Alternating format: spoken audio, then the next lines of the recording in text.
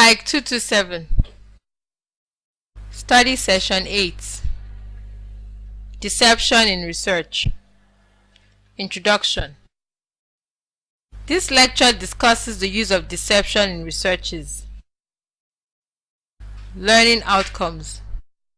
At the end of this lecture, students should be able to understand the rationale for deception in research, understand how deception is used in research, and lastly, understand the ethical issues relating to the use of deception in research.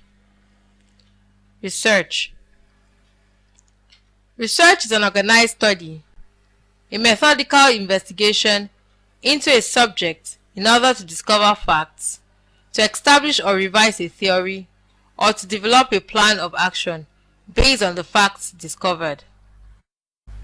Deception in research. Deception in researches occurs when the researcher did not adequately inform the participants about the true nature of the research methodology. Especially in psychological researches, some research questions may warrant the use of deception. The rationale for such deception is that people often engage in impression management, which will interfere with the researcher's variables of interest.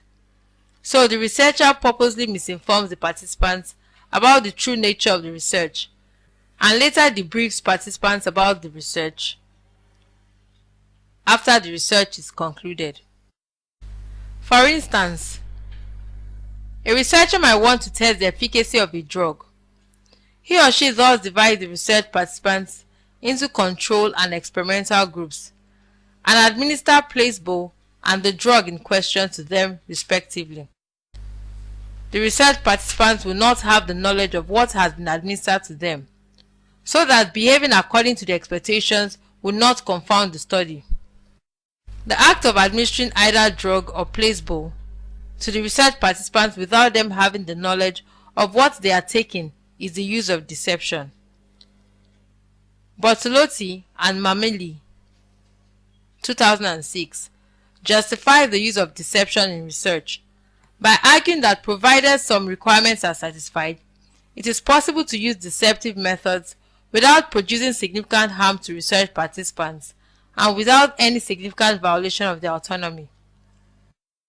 In an experiment conducted by Stanley Milgram in 1963, participants were told that they will be participating in a scientific study of memory and learning. In reality, the study looked at the participants' willingness to obey commands, even when that involved inflicting pain upon another person.